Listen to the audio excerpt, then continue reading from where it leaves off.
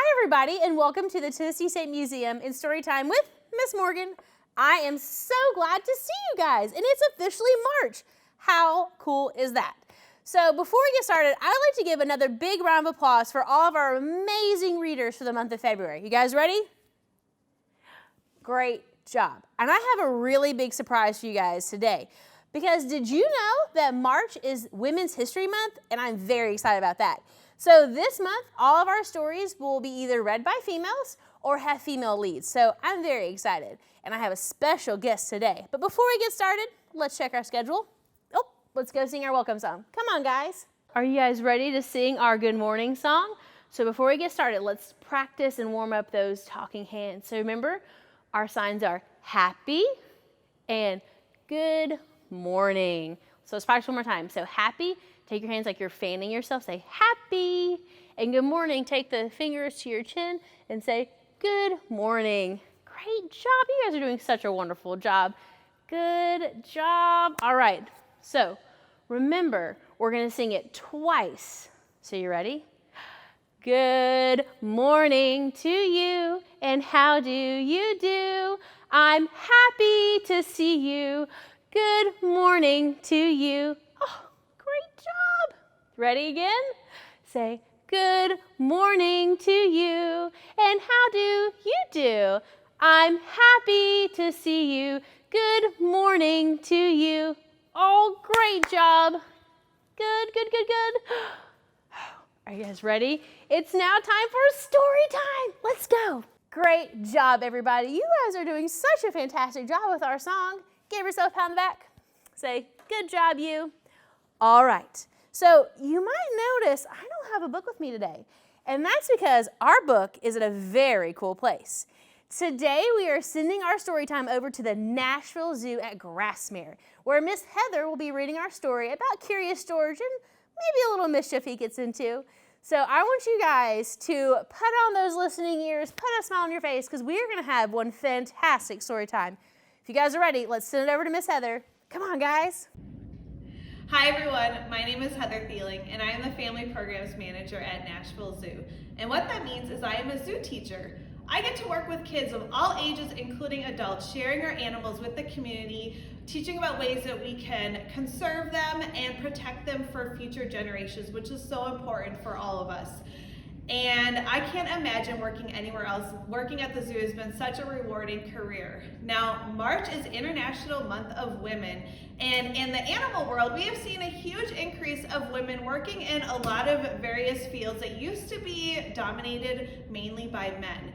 Different careers such as zoo veterinarians, zookeepers, education like what I do, even non-animal roles such as marketing, which those are the folks that share our stories with the community, and even finance, which those jobs are really important because they help to pay our bills and keep track of all of the money. Now, I am so excited that I was invited by my friend Morgan at the Tennessee State Museum to read a story with you guys. And so we're going to be reading Curious George Feeds the Animals. This is George. George was a good little monkey and always very curious.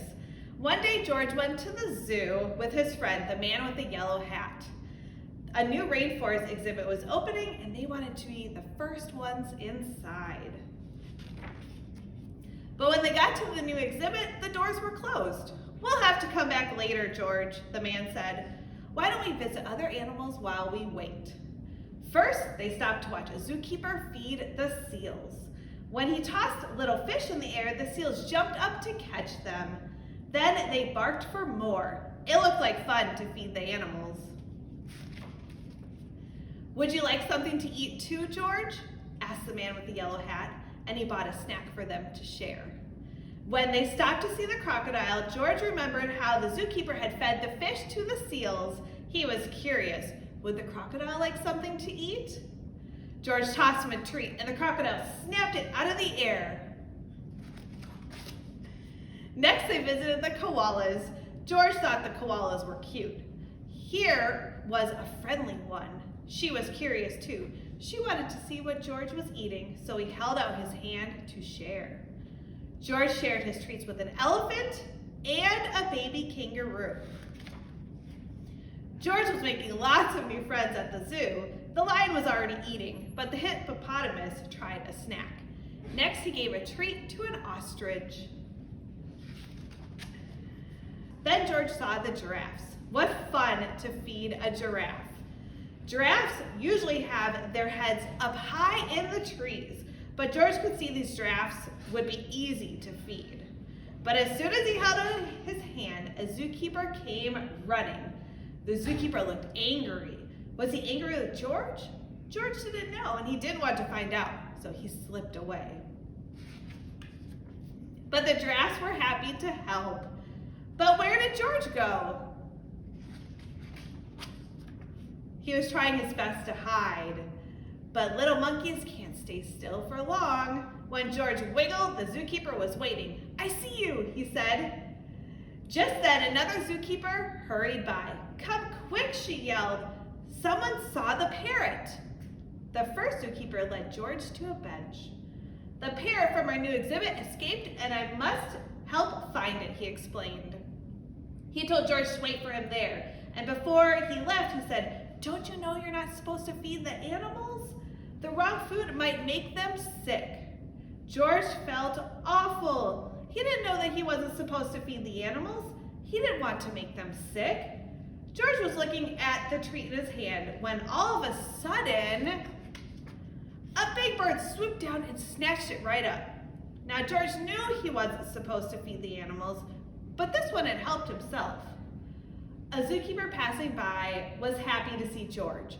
"You found the parrot," she said. "We've been looking for this bird all day." When she saw George's snack, she said, "This isn't the best thing to feed a parrot, but a little won't hurt. Would you like to help me put him back where he belongs?" George was glad to help after all the trouble he had caused, and together they went back to the exhibit. "There's our problem," the zookeeper said, pointing to a hole in the net. As the zookeepers discussed how to fix it, George had an idea. He climbed up like only a monkey can, and when he reached the hole, he tied the netting back together. Meanwhile, the first zookeeper returned. "Catch that naughty monkey," he yelled. "He was feeding the animals." "But that little monkey found the parrot," another zookeeper told me, "and look, he fixed the netting. Now we can open the exhibit." When George came down, all of the zookeepers cheered. Finally, the celebration began and the doors were open. The man with the yellow hat was there, and he and George got to be the first ones inside. As George walked in, the zookeepers thanked him for all his help. "Please visit anytime," they said. George couldn't wait to come back and see all his friends, but next time he'd remember, unless you're a zookeeper, don't feed the animals. Wow, it sounds like George had a pretty exciting day at the zoo, but he did learn a few lessons. So here at the Nashville Zoo, our animals have very special diets that help to keep them healthy, safe, and strong. And that is why we ask, just like the animals at Georgia's Zoo, that when you guys are here to visit, that you don't feed the animals, because we want to make sure that we are taking the best care of them. Now, I have a friend that I want to introduce you to. He's one of our ambassador animals, and his name is Jerry. And so, you ready to go meet him? Let's go. I'd like to introduce you to one of our ambassador animals. This is Jerry, and Jerry is a type of parrot called a double yellow-headed Amazon parrot. He's actually almost 30 years old. Parrots are known for having a pretty long lifespan. Some species even up to 80 years old. Now, what Jerry is eating here is one of his favorite treats, a sunflower seed. Now, in the wild, parrots will eat a variety of fruits and vegetables, different kinds of nuts, and as well as blossoms and flowers and things. So Jerry here has a very special, really strong beak. It's shaped kind of like a hook, so he can use that to crack open those seeds, which are one of his favorite treats, to eat this food that is on the inside. So just like the animals at Curious Georgia Zoo, we have very special diets for all of our animals here to make sure that they stay nice and healthy.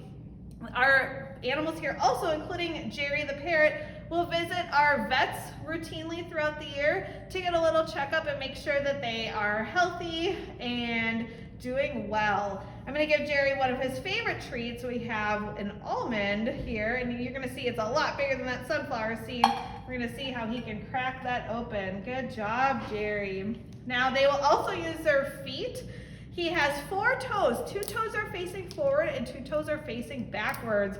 That's called zygodactyl. And so he has the ability to hold on to those branches really well as they're moving throughout the trees looking for a safe place to hide or camouflage in with that great coloring he has, or to look for food.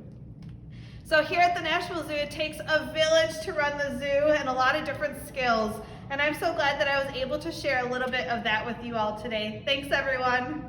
You guys, was that not the best story time ever? I just love the parrot, Jerry. He's so cute.